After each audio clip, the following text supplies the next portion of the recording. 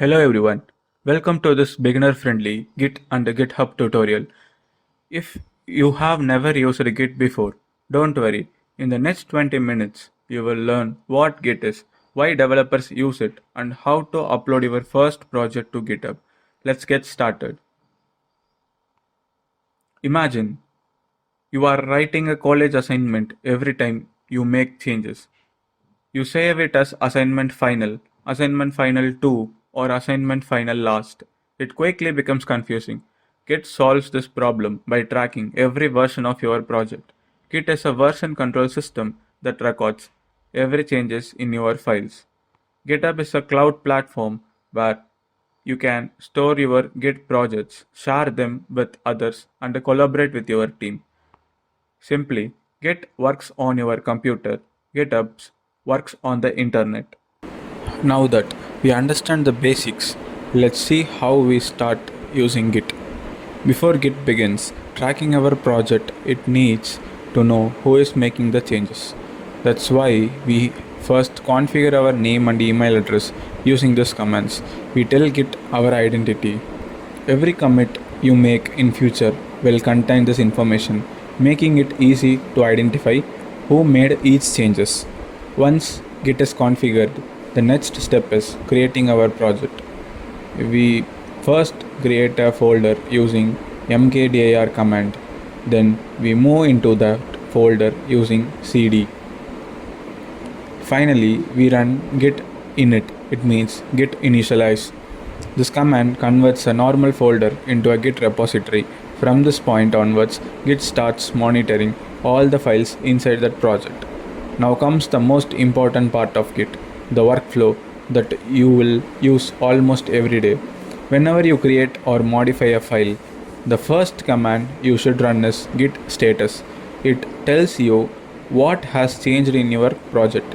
After reviewing the change, you will use git add to prepare or stage those changes. Next, you save them permanently using git command -m and your messages. A commit is like taking a snapshot of your project at the moment. Finally, if you ever want to see all the saved version of your project, you can use git log. So always remember the simple workflow: status, add, commit, then log. Once you understand these 4 commands, you have already learned the foundation of GitHub. Before we start typing commands, let's understand how a git command is structured. Every git command follows a simple pattern. Once you understand this pattern, learning new git command becomes much easier. The first part, git, tells the computer that we are using the git program. The second part, commit, tells git what action we want to perform. In this case, we want to save the current state of our project. Next comes -m. This is called a flag or an option. Here it tells git that we are providing a commit message directly in the command. Finally, first commit is our message. Think of it as a short note describing what changes we have made. You will notice that almost every git command follows the same structure: program, action, option, and input. Once you understand this format, learning git commands becomes very straightforward. So far, everything we have done has been on our own computer. But what if you want to back up your project, access it from any other computer, or work with your teammates? That's where GitHub comes in. Think of GitHub as an online storage space for your Git repositories. The first command we use is git remote add origin repository URL. This command simply connects our local project to the GitHub repository. After the connection is established, we upload our project using git push -u origin main. This word push means sending our commit from our local computer to GitHub. Once the upload is complete, anyone with access to the repository can see our latest work offline as well as online. Uploading a project is only one part of collaboration. Let's say your friend has already created a project on GitHub. and you want to work on it. Instead of creating everything from scratch, you simply download the repository using git clone. This copies the complete project, including its entire history, to your computer. Now, imagine your teammate makes new change and uploads them to GitHub. To get those latest updates on your computer, you simply use git pull. The pull command downloads the newest changes from GitHub and updates your local project. So remember, clone is used only once when downloading a project from the GitHub for the first time. Pull is used regularly to keep your project updated. Let's put everything together and look at the complete Git workflow. Every project starts in working directory where we can create and edit our files. It starts with git add, then goes to git commit and git push, then git pull and git clone. Now let's start by creating a directory named GitHub demo using mkdir command.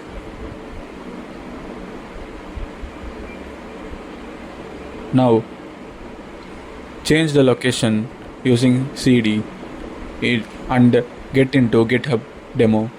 Now we have get into GitHub demo. Now let's open the folder using the visual editor.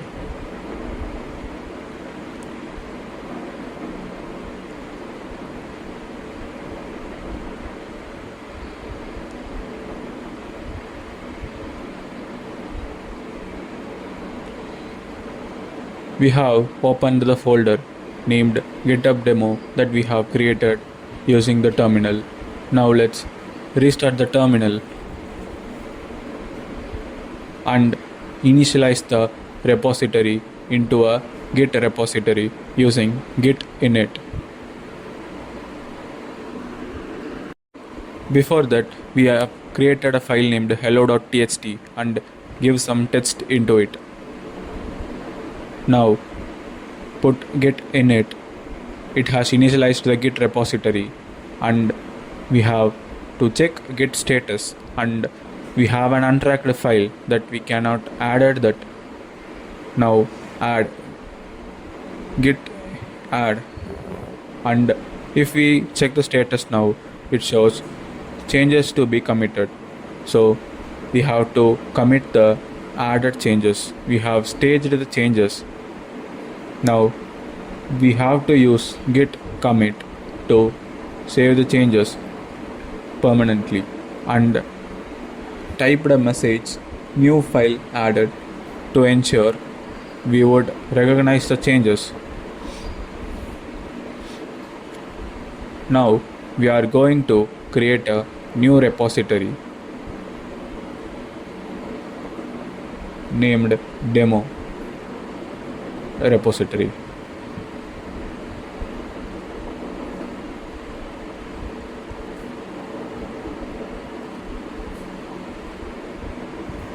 Now we have created the repository named demo repo.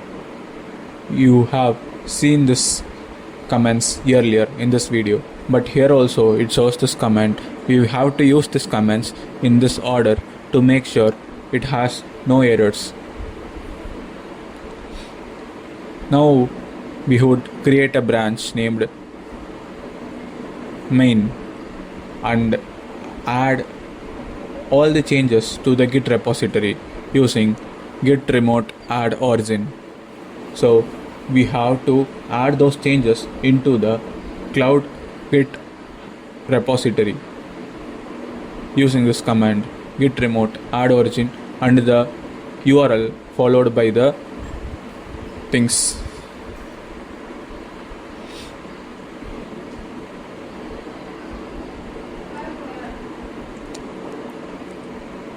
It adds all the changes into the Git repository.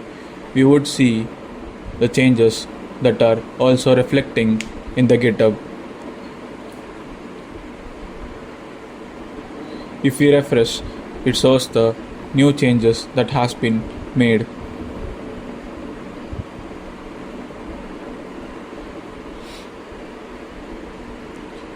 Now we would make another change to add it into the GitHub repository and see how it works. Now we would check the Git repository. Now we would use git add to add the changes and git commit to add all the changes to save permanently. And now if we use git push, it saves all the changes into the GitHub repository. Now we would not make git push. If we use git push now, it would add all the changes into the GitHub repository.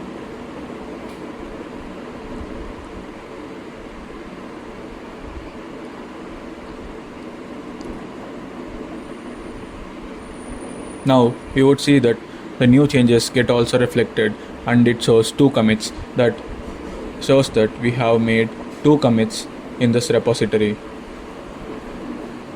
We would use this URL for git clone. We would see this in further.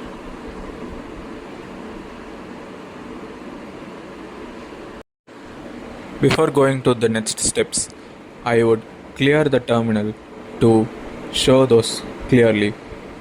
I would use cd ... to get out of the current folder and create a new folder named git clone demo. Now the git clone demo gets created. Now I would change the directory and get into the new folder named git clone demo. Now I would open the folder named git clone demo using the Visual Studio.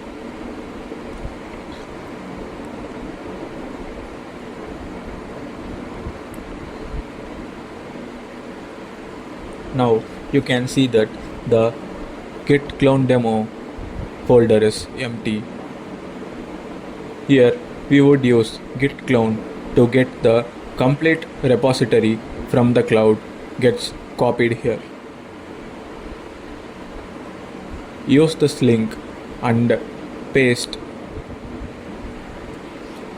It shows cloning into demo repo. So the git clone demo copies all the files and folders present in demo repo. It would shown here clearly. You can also make changes and made any local difference and get to the repository directly. Now I would show how to delete the repository permanently. Go to the danger zone that is available in the below of the settings. Click delete this repository and type this username followed by your repository name and click on delete this repository. Your repository gets deleted permanently. This is what Git and GitHub is. It is very user friendly and also very important for software developers. Thank you so much.